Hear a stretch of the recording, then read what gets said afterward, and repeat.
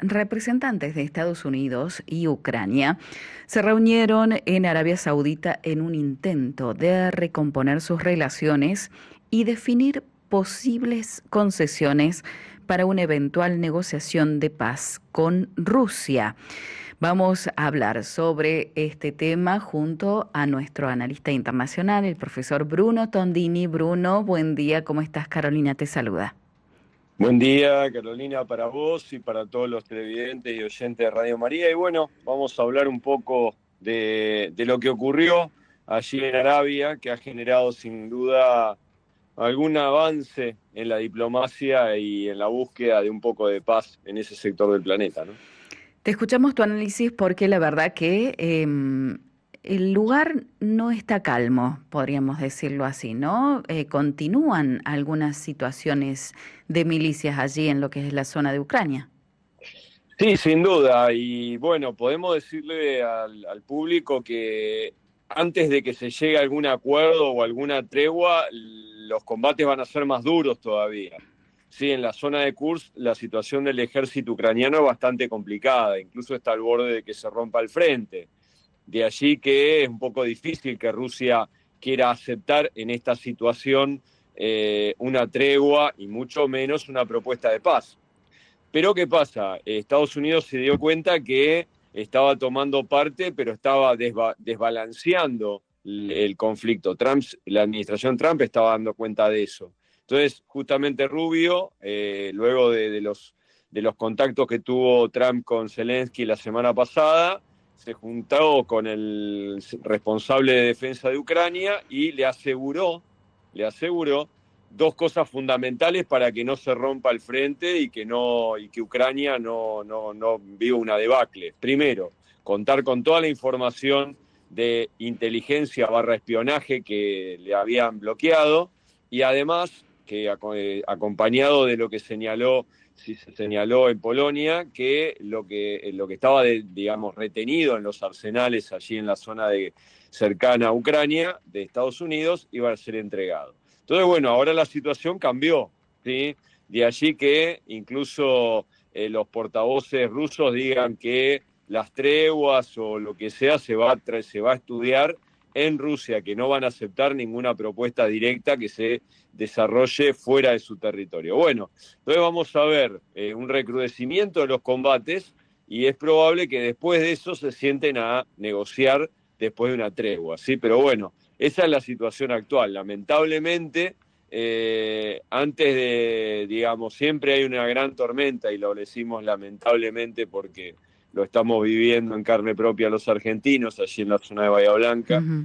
viene una tranquilidad, ¿sí? Pero bueno, lamentablemente esta tormenta no va a ser solamente de agua, aunque a veces es casi tan dura como la de fuego, pero bueno, seguramente veremos eso en los próximos días.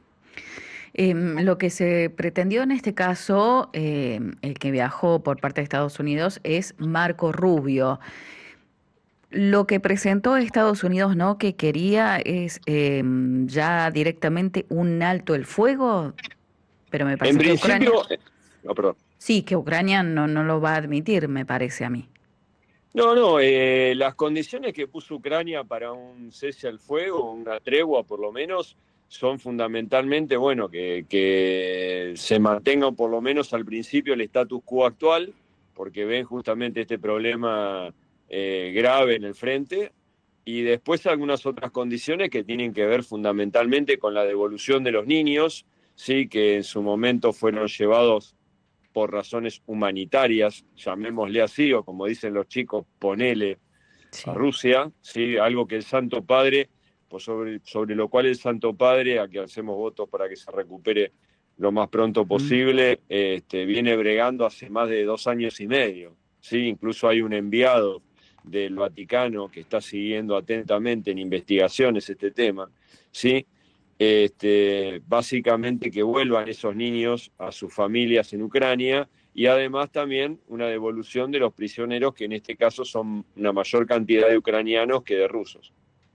Con la asunción de Trump, esta mirada ha cambiado prácticamente 180 grados, ¿no? De lo que estaba pasando con Biden a nivel de lo que es esta guerra, pero también tiene otros frentes abiertos, económicos, podríamos decirlo así, con respecto a los aranceles, ¿no? Sí, acá se unifican las guerras. En algunas son a sangre y fuego, pero son por lo mismo, son por recursos naturales. O sea, sin duda que lo que se habló la semana pasada entre Zelensky y Trump tiene que ver con los, ya hemos hablado, minerales raros, que son los minerales estratégicos que hay en Ucrania, para que, digamos, Estados Unidos pueda sacar provecho un poco de toda esta situación. Pero ¿qué pasa? Hay aranceles, y los aranceles que ha puesto en vigencia ya Estados Unidos son justamente sobre el acero, sobre el aluminio, y eso ha entrado en vigencia. Pero ha venido, obviamente, la respuesta, no con ejércitos, sino con el efecto espejo que le ha hecho Canadá, que lo hemos visto el día lunes, con el corte del suministro de energía a los estados del norte de Estados Unidos, ¿sí? Y en la fijación de un arancel del 25%, también para las exportaciones estratégicas. Y lo mismo está haciendo Europa, ¿sí? Que además de eso, digamos, en esta guerra bifrontal, podemos llamarla así, por un lado una guerra de punto de vista comercial, en la cual ya sin dudas es una guerra global, ¿sí?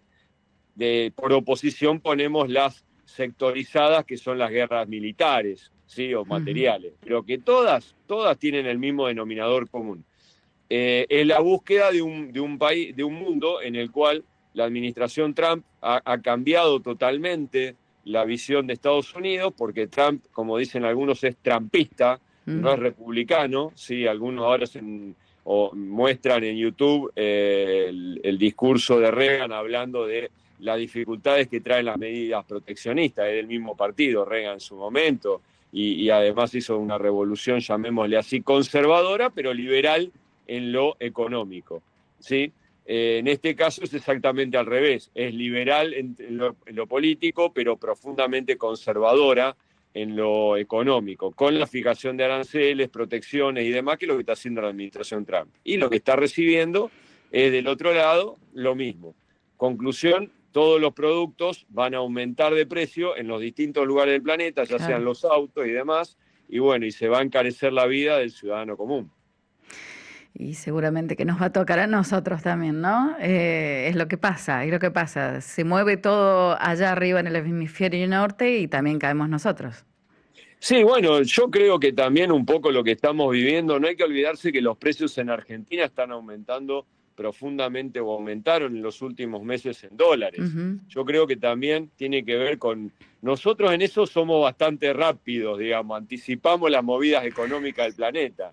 Y bueno, yo creo que en gran parte ya tiene que ver con un anticipo que en un teatro económico mucho más reducido como el nuestro, tiene que ver con entender de que se vienen medidas de carácter proteccionista. Lo que pasa es que ocurre que nuestro país está lleno de regulaciones y que bueno, que eso en algunos casos ha ido cambiando, le hace el mercado automotriz, que ha bajado un poco el precio de los vehículos, pero la realidad es que en dólares los productos han aumentado. Entonces, bueno, tal vez nosotros que siempre tenemos experiencias económicas superiores a las que ocurren en el resto del mundo, le podríamos dar cátedra, como siempre me Sí. pasa cuando hablo, sobre estas cosas, ¿no? Sobre los aumentos exponenciales de los precios en dólares fruto de las regulaciones, ¿no? Nuestro ciclo eterno, podríamos decir, ¿eh? Sí, sin duda. Lo que pasa es que el mundo, muchas veces los ciclos en la Argentina son mucho más dinámicos, ¿sí? Pasamos de un extremo al otro en términos de política económica y de política en general, ¿no? Pero bueno, ahora estamos hablando de lo económico, ¿sí? Nosotros en 2 años pasamos de un mundo lleno de regulaciones a esto de, bueno, es mucho más popular el famoso tema de la motosierra, o sea, pero las medidas que está tratando de imponer Trump en algunos aspectos de su mercado interno, pero también que repercuten diferente en el externo, que es el de establecer algún tipo de guerra comercial, un poco nosotros lo hemos visto en alguna oportunidad, y bueno, y vemos cómo se encarecen el valor de los productos. Así que bueno, hay que estar atento, porque en definitiva en todo el planeta van a ocurrir aumentos del costo de los productos y demás, además por un cambio de modo de producción. Yo creo que esto no tiene solamente que ver con algo que es, digamos, actual, una guerra simplemente por el poder. ¿sí? Yo le diría a la gente que miren, es fácil, mirar en Google cuáles son los 3 estados que tienen mayor PBI. Estado Europa sería un estado solo, China y Estados Unidos están prácticamente iguales. No es saber quién gana esta carrera. Sí, ahora que ya se viene el tema del automovilismo la semana que viene. Pero no es quién gana, ¿sí? Y usando un argot automovilístico, sino que viene un cambio de modo de producción a nivel mundial, porque estamos viviendo sin duda los coletazos de meterle la mano a la naturaleza, ¿sí? Claro. Entonces eso es un tema importante y que no lo estamos viendo. Es lo que el mundo, aquello, como decía un viejo programa de televisión, el mundo que no miramos. Hay seguramente un cambio en el modo de producción y eso va a generar un encarecimiento de los productos en general, y bueno, y eso es lo que estamos viendo, a ver quién participa de ese cambio en el modo de producción mundial. Para irnos un minuto, si te parece, ahora es necesaria, volviendo al primer tema que tomamos, necesaria la aprobación de Moscú. ¿Hay que esperar? Yo creo que Moscú, ya digo, en toda guerra rápidamente se negocia en el campo de batalla. El que va ganando es muy difícil que se baje. Y el que va perdiendo generalmente trata de hacer una contraofensiva para cambiar un poco el sentido de la guerra. Moscú ya lo dijo, recién los portavoces están en los portales hace minutos, que ellos no van a discutir en otro teatro que no sea el propio de ellos, o sea, que vengan al pie, diría el paisano. No, la situación no es tan simple y Estados Unidos se está dando cuenta que la diplomacia mundial no es tan sencilla como Trump cree. Claro. Y bueno, y va a tener que empezar a darle un poco más de bolilla, llamémosle así, a las águilas y a los halcones que hay en la Casa Blanca, y un poquito menos a su instinto de querer comercializar todo. Así que bueno, vamos a asistir a cambios en los próximos días, como dirían por ahí algunos, un mundo mucho más volátil, pero bueno, esperemos que de alguna manera se estabilice el frente en Kursk y eso permita en la semana próxima seguramente, si eso se estabiliza, una tregua que pueda por lo menos poner, no digo fin totalmente, pero por lo menos esperemos que no sea una paz entre dos guerras, pero por lo menos sea un inicio de una paz más duradera. Bruno, muchísimas gracias por este análisis. No, gracias a ustedes y un solo segundo. Sí, dale. Yo soy de Bahía Blanca, así que nacido en Bahía Blanca, viví toda mi juventud en Punta Alta, así que les pido que colaboren, que ayuden a una población que está devastada, que es una zona que está en catástrofe y que bueno, son compatriotas y que bueno, y que necesitan nuestra ayuda, además de nuestras oraciones. Muchísimas gracias, así será, Bruno, ¿eh? Nos vemos el miércoles. Un abrazo.